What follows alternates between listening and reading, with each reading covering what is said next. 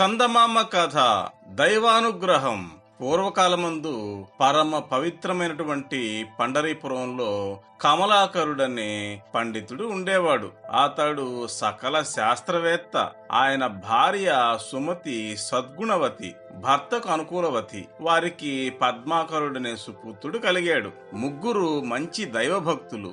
దైవభక్తులను సేవించడం అంటే ఆసక్తి కలవారు. కమలాకరుడు కడు పేద కనుక యాచన చేస్తూ జీవనయాత్ర సాగిస్తూ ఉండేవాడు. ఒక రోజున కమలాకరుడు యాచన కోసం బయలుదేరి వెళ్తూ ఉండగా దారిలో భక్త తుకారాం, నామదేవు మొదలైన భక్తులు ఎంతో మంది అతనికి ఎదురయ్యారు. వారిని చూసి కమలాకరుడు బ్రహ్మానంద భరితుడై, అయ్యలారా, ఇవాళ ఎంతటి సుదినం! మీరందరూ ఒక్కమారుగా దర్శనమివ్వడం నా పూర్వజన్మ విశేషం తప్ప మరేమిటి?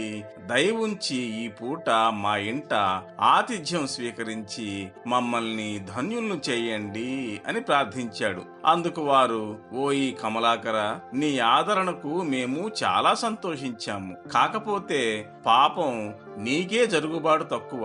నీవే యాచన చేసి కుటుంబాన్ని కాలక్షేపం చేస్తూ ఉన్నావు. మరి మేము ఒక్కళ్ళము ఇద్దరం కాదు, మా అందరినీ ఎక్కడ భరించగలవు? వద్దులే, తాపత్రయపడకు, నీ అభిమానమే మాకు 10,000 అని ప్రీతిగా అన్నారు. ఈ మాటలకు కమలాకరుడు చాలా ఖిన్నుడయ్యాడు. అయ్యో, ఎంత మాట చెప్పారు! మీరన్నట్టు నేను యాచనతో కుటుంబ పోషణ చేసుకుంటున్న సంగతి వాస్తవమే. అయితే నా జననీ జనకులైన రుక్మిణీ కృష్ణులు మహదైశ్వర్య సంపన్నులు. వారి కృప ఉన్నంత వరకు నాకు ఎటువంటి లోటు లేదు. కాబట్టి దయవుంచి మారు చెప్పక నా మనవి మన్నించి నన్ను అనుగ్రహించండి అంటూ దీనంగా వేడుకున్నాడు. అతడికి భగవంతుడి యందు గల నమ్మిక చూసి ఆ భక్తులు ఎంతో ఆనందించారు. సరే కమలాకర, మేము పోయి చంద్రభాగ నదిలో స్నానం చేసి వస్తాం. నీవు ఇంటికి వెళ్లి తగు ప్రయత్నం చేసి సిద్ధంగా ఉండు అని చెప్పి వారు వెళ్లారు.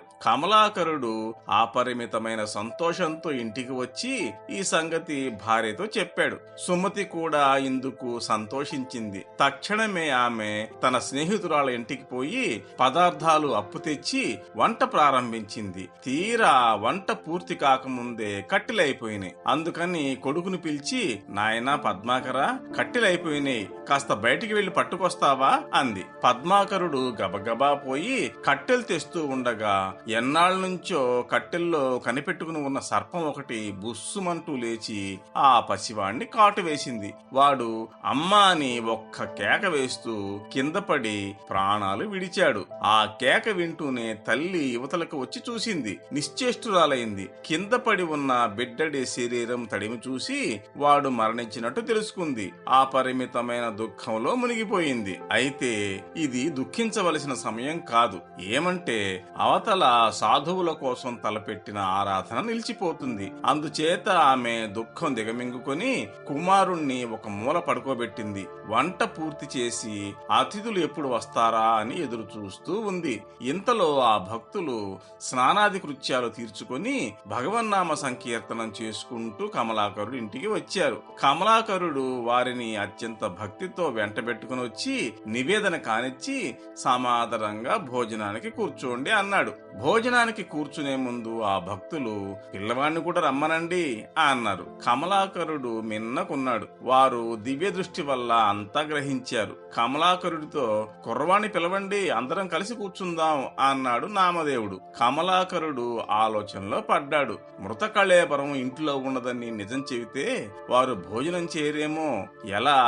అందుకని వారితో కమలాకరుడు, అయ్యా, వాడు ఇంతకు ముందే భోజనం చేసి పడుకున్నాడు అని చెప్పి తప్పించుకో చూశాడు. అలా కాదు, ఆ పసివాడు పంక్తిని కూర్చుంటే గాని భోజనం చేసేది లేదు అని పట్టుబట్టాడు. అది వరకే దివ్య దృష్టితో అంతా గ్రహించిన నామదేవుడు గత్యంతరం తోచలేదు కమలాకరుడికి. కరుణాసాగరుడైన పుండరీకాక్షుణ్ణి ప్రార్థించాడు. అప్పుడు భగవానుడు ప్రత్యక్షమై, భక్త, నీకేమి కావాలి అని అడిగేసరికి కమలాకరుడు, దేవా, నా ఇంటికి మహానుభావులెందరో అతిథులుగా వచ్చి ఉన్నారు. నా కుమారుడు పంక్తికి వస్తే గాని వీలు లేదని వారు పట్టుబట్టారు. కుర్రవాడిని చూడపోతే ఇటువంటి అవాంతరం వచ్చి పడింది. దయామయ్య, కార్యం విఘ్నం కాకుండా ఆ అతిథుల భోజనాలు అయ్యే వరకు కుర్రవాడిని బతికించు స్వామి, ఇదే నా కోరిక అన్నాడు. శ్రీహరి, సరే, నీ కోరిక నెరవేరుతుందిలే అని చెప్పి అంతర్ధానమయ్యాడు. ఆ వెంటనే పద్మాకరుడు నిద్ర నుంచి